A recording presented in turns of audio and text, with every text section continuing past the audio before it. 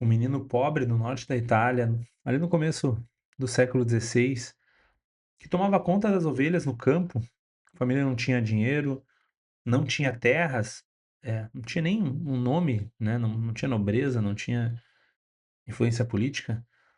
Esse pastorzinho, ele entra cedo nos dominicanos, se torna inquisidor, se torna cardeal e vai acabar eleito papa numa Roma que ainda digeria de alguma forma a turbulência do cisma protestante, o concílio que se seguiu e trouxe novamente ordem à igreja diante daquele problema gigante. Esse mesmo menino, já como papa, promulga o missal romano, que se torna o maior tesouro litúrgico do Ocidente, coloca São Tomás de Aquino no altar dos doutores da igreja, junta uma frota católica que para o avanço otomano em Lepanto e vai usar, por baixo da batina, o hábito branco dos dominicanos até a sua morte. Costume que fixou para sempre a cor branca da batina papal. Hoje é dia de São Pio V, meus amigos. Esse é o Todo Santo Dia, e eu tô aqui todo santo dia pra gente descobrir juntos todos os santos do dia. Eu sou o Thiago Lacerda, aqui da Patrono. Esse é o Todo Santo Dia do dia 30 de abril, e eu já abro com um detalhe litúrgico que vale a pena ficar atento, porque vai te ajudar a entender o que a gente está celebrando, né? A festa de São Pio V hoje e não amanhã. São Pio V morreu de fato em 1º de maio de 1572. Mas no calendário litúrgico atual, 1º de maio é o dia de São José Operário. Temos também uma festa que não é tão universal quanto a de São José Operário, mas que é a de Nossa Senhora do Trabalho, mas né, também é bem importante. São José Operário cuja festa foi instituída por Pio XII, Papa Pio XII, em 1955. E aí, então, para que as festas não colidam São Pio V, é um grande santo, um grande papa, muito importante, para que ele não ficasse à sombra dessa festa, a sua memória é puxada, então, para o dia 30, tá? Então, quando a igreja te dá São Pio V no dia 30 de abril, ela não está trazendo o dia da morte dele, mas o dia da festa, de algum modo, São Pio V dá uma licença, venera, honra São José e dá licença a ele para essa festa. Mas falando de São Pio V, a gente está em 1504, no Ducado de Milão, numa aldeia chamada Bosco. Eh, Hoje a cidade se chama Bosco Marengo. O norte da Itália era aquele quebra-cabeças, aquela colcha de retalhos política que eu sempre falo. Influência da França, da Espanha, eh, do Sacro Império Romano Germânico, Estados Pontifícios, dezenas de pequenos ducados ali disputando cada palmo de território, cidades-estado, etc. E a igreja naquele momento está vivendo, de algum modo, um dos grandes baques desse milênio inteiro, porque em 1517, Lutero prega as 95 teses, né? Nessa época, Antônio Ghisleri, São Pio V, tinha 13 anos. A reforma protestante ela avança rápido pela Alemanha, pela Suíça, pelos Países Baixos, pela Inglaterra. Essa revolução, na verdade, esse cisma protestante, ele próprio tem novos cismas, e ao longo desse século todo a gente vai ter pelo menos as três vertentes ali do calvinismo, do luteranismo e do anglicanismo. E Roma, né, de algum modo precisa comunicar à Santa Igreja sobre como proceder diante desse cisma. Os bispos, de algum modo, perdidos ali diante disso, de como lidar com isso, como em praticamente todas as épocas nós tínhamos uma parcela relevante do clero com uma formação aquém daquilo que era necessário, abusos litúrgicos. Inclusive, era um período em que cada região ainda rezava a missa com alguns detalhes diferentes, a gente não tinha a unicidade da missa ainda. Nesse cenário, dentro de uma família pobre, que precisava de um pastor, de um trabalhador braçal, é que Antônio Ghisleri nasce, vai ser pastor a sua infância toda e vai ser recebido pelos dominicanos aos 14 anos, ou seja, um ano depois, de Lutero pregar as 95 teses. Ele entra então na ordem dos pregadores e de algum modo ele absorve a ordem inteira para si, ele se alimenta daquela espiritualidade com muita sede. Ele estuda filosofia, estuda teologia, começa a dar aula, é ordenado sacerdote, vai se tornar inquisidor numa região difícil, em Como, ali do norte da Itália, um lugar onde as ideias protestantes, já estavam se infiltrando. Lembrem que o norte da Itália é muito influenciado pelas regiões que faziam parte do Sacro Império. Então, a cultura germânica é muito influente na região norte da Itália ao longo desses séculos, assim como o sul recebe muita influência oriental. E o norte da Itália, então, passa a receber essa influência protestante. Aqui vai um detalhe, inclusive, que diz muito sobre São Pio V. Como inquisidor, ele não recuava, ele era um homem que, mesmo quando pisava em terreno perigoso, ele enfrentava os nobres, ele enfrentava outros bispos, ele denunciava heresia onde quer que ela aparecesse, inclusive em locais, protegidos pelo poder público, pelo poder político, pelos nobres, pelos conchavos. Esse rigor, ele passa a incomodar muita gente influente, mas ele chama a atenção do Papa Paulo IV, que o nomeia grão-inquisidor da igreja em 1558. Ou seja, antes de virar papa, São Pio V já tinha passado anos no posto que cuidava, da pureza da fé, da da fé ortodoxa para a cristandade inteira. Em 1566, depois da morte de Pio IV, o conclave se reúne, e aqui a gente tem um momento que vale guardar. Eh, a candidatura de Ghislieri, do futuro Papa São Pio V, foi articulada por um outro santo cardeal, São Carlos Borromeu, né, sobrinho do Papa Pio IV, que tinha acabado de morrer, e um dos grandes reformadores do Concílio de Trento. São Carlos Borromeu praticamente disse para os cardeais: ó, a igreja precisa de um homem austero, de um homem que tema a Deus, de um homem que não dependa de família nem de fortuna pessoal, que não esteja amarrado a tantos a tantos nomes, que tema desagradar esse ou aquele, porque o que vem pela frente é uma tormenta que exige firmeza, exige âncora em Cristo, e não na sua família, e não na sua grande diocese. Antônio Ghislieri é eleito, toma o nome de Pio V em homenagem ao Papa que o promoveu, e aí então vem o seu pontificado, seu grande pontificado. Vamos pensar juntos aqui, a gente está em 1566. O Concílio de Trento ele tinha terminado 3 anos antes, em 1563, e ele produziu talvez uma das maiores reformas que a igreja já viu, ou ao menos que já tinha visto até aquele momento.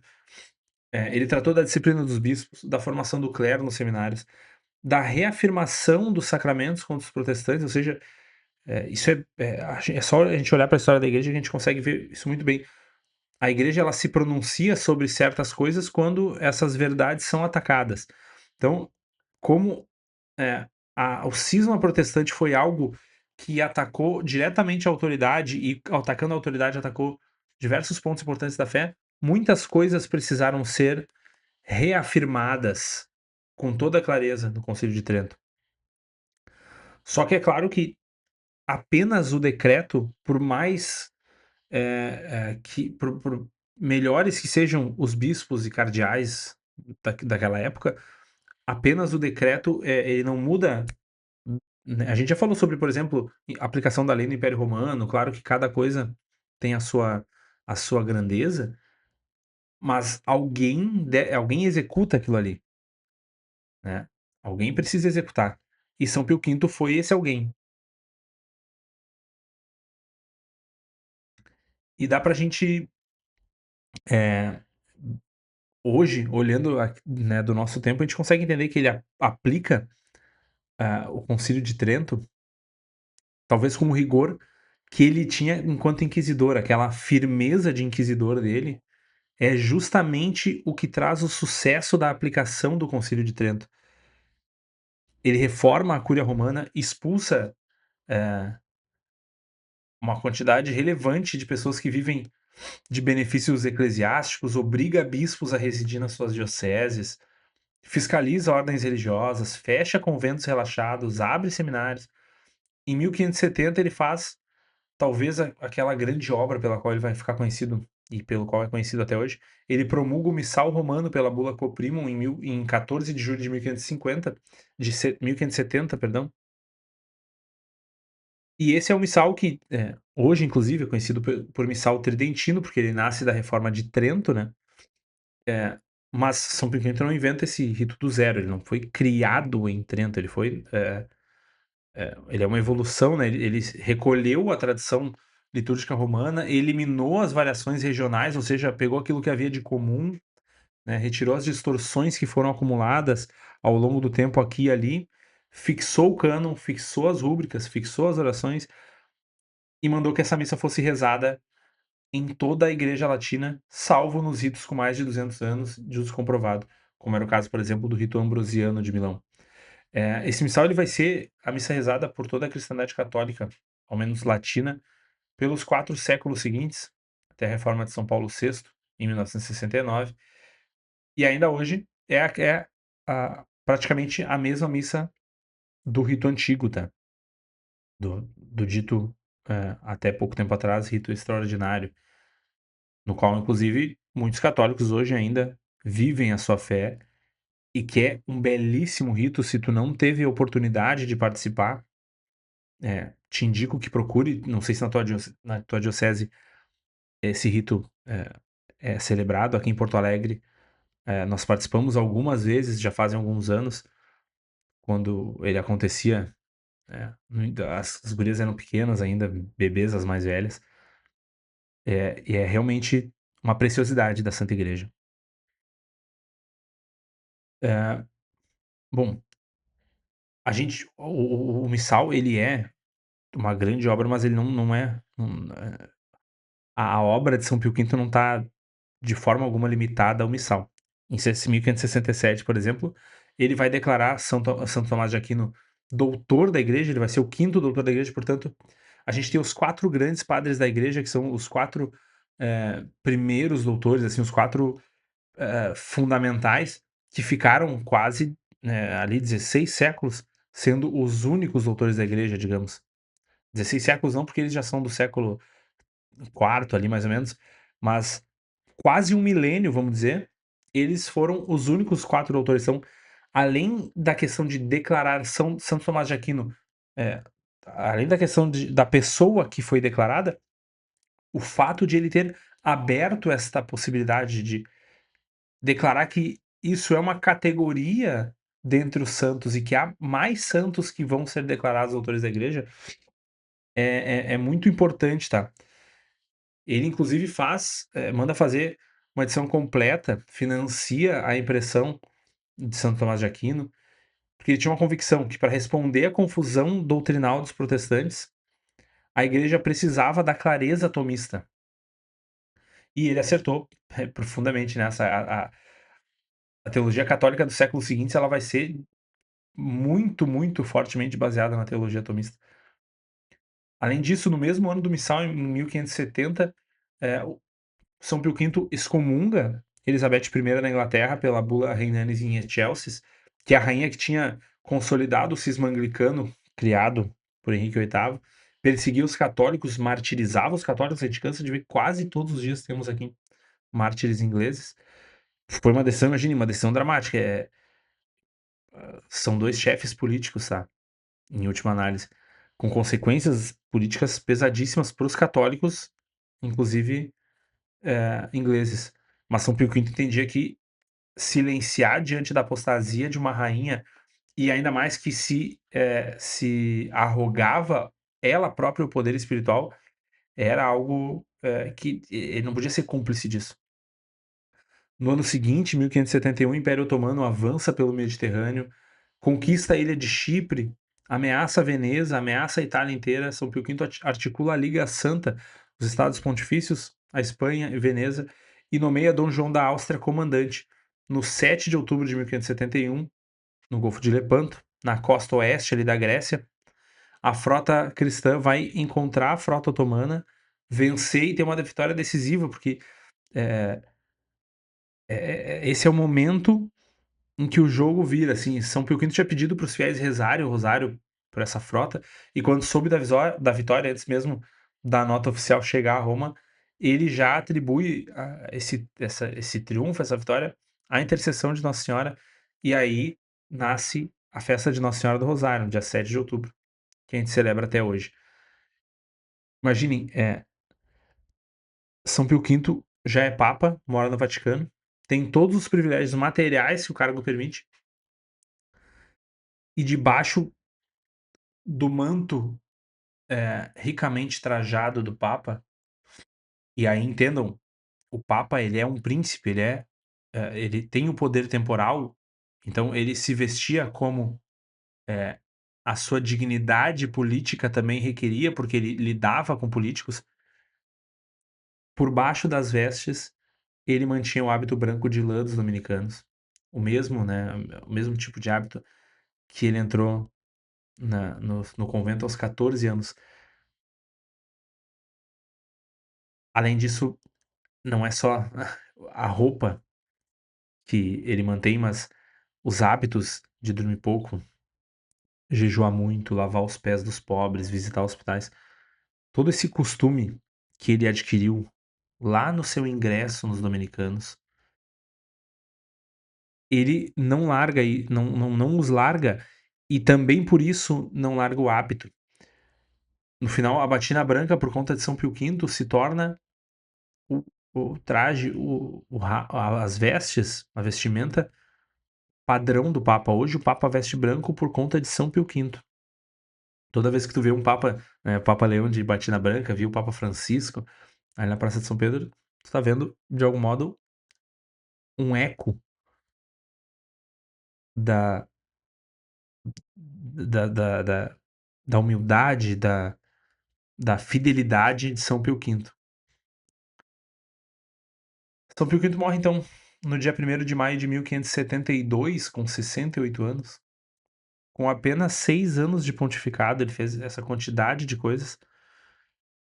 Imagine, aplicou o Concílio de Trento, deu um novo missal, Vitória de Lepanto, é, São Tomás de Aquino como doutor universal da igreja, a cor branca para a batina do Papa, em apenas 6 anos. Ele foi beatificado pelo Papa Clemente X 100 anos depois, em 1672, e canonizado por Clemente XI no dia 22 de maio de 1712.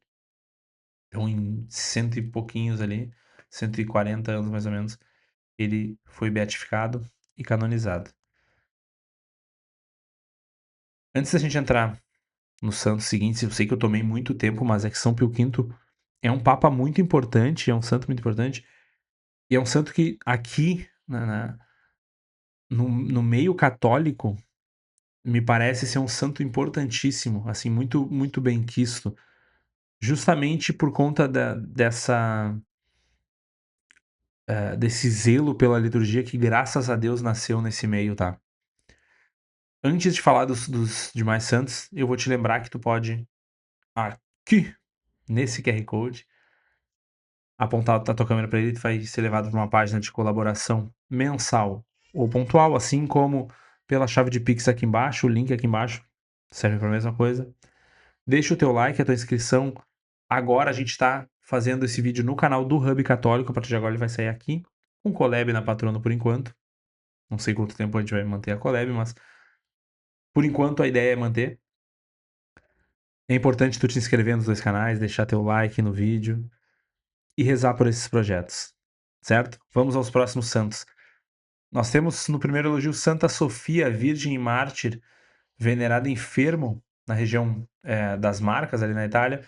O martirológio não registra o ano da morte, o elogio apenas, né, da localização geográfica, o que é de algum modo sinal de que o nome dela já estava nos martirológios antigos da região.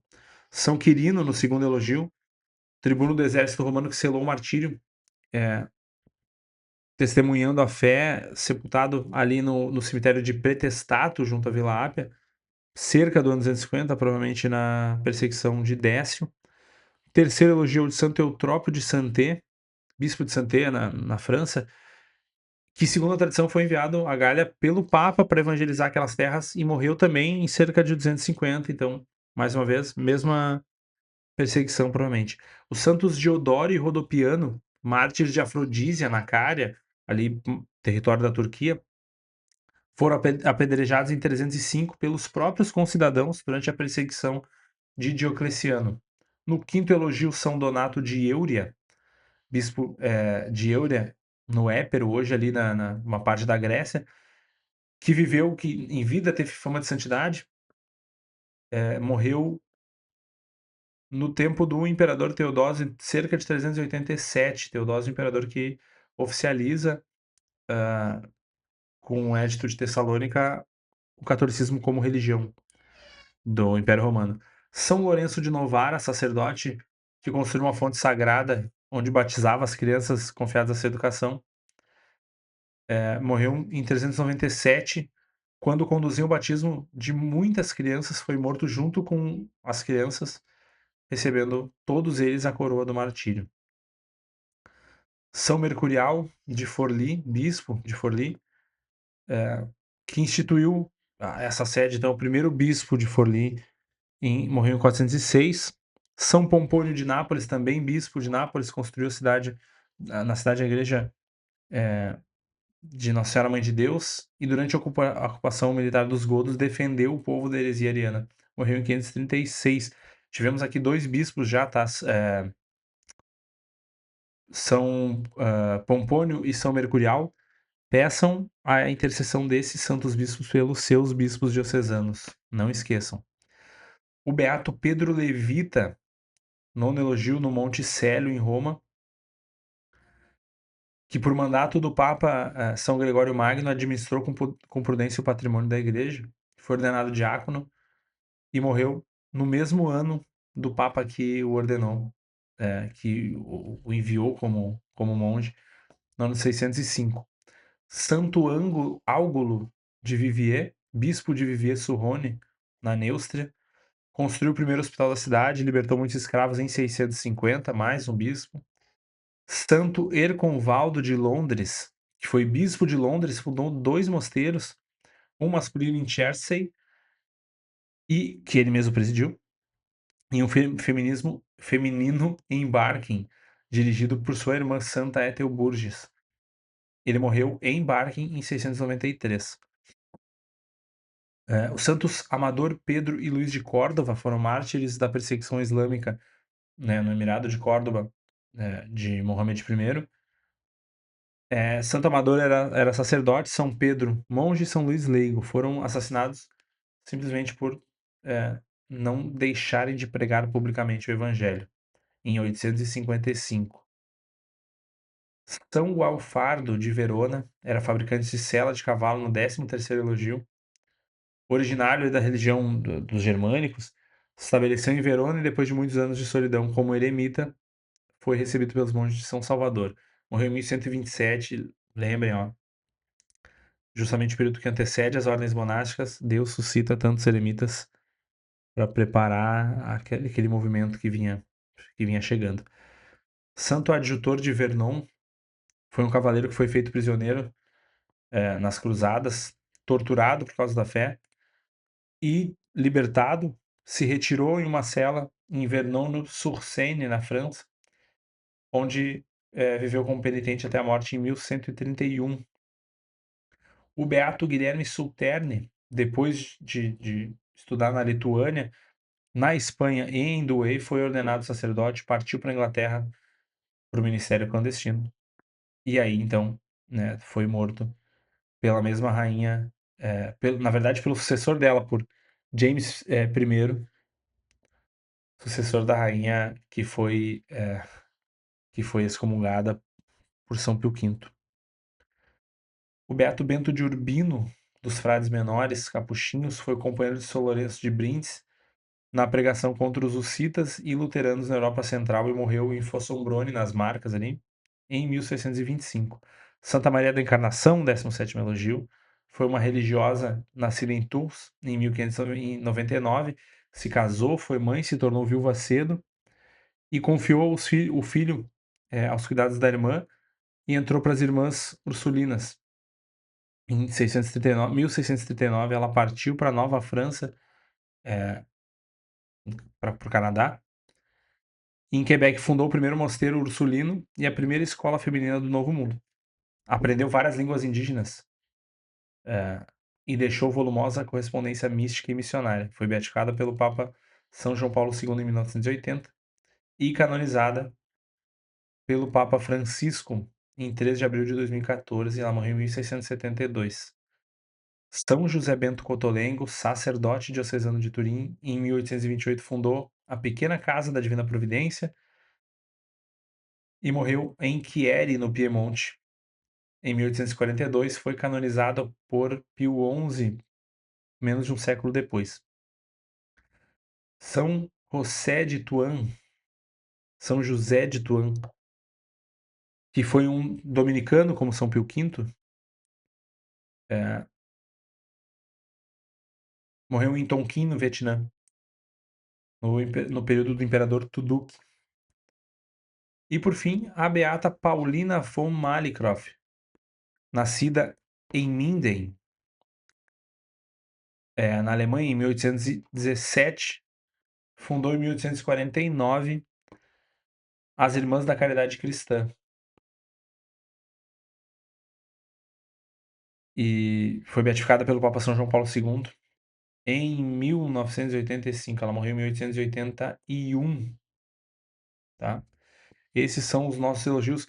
No final, eu fui pesquisar, tive que abrir outra página aqui. Eu li para vocês os números errados de todos eles, tá? Porque São Pio V é o primeiro elogio, ele tá no destaque. Então, todos os números que eu fui lendo, na verdade, eles começam do segundo. Mas todos eles estão na ordem certa dessa vez. Esses foram os nossos elogios de hoje, um martirológio gigantesco. Me conta qual deles te chamou mais atenção. Imagino que Pio V tomou metade do episódio aqui, um longo episódio. Mas me conta aí qual deles te chamou mais atenção, se tu já conhecia algum deles, se tu já conhecia a história de São Pio V. Deixa o teu like, tua inscrição, colabora aqui nesse QR Code, se tu puder, com qualquer valor ou com os valores programados para colaboração mensal. E eu te espero amanhã para mais um Todo Santo Dia. Tchau.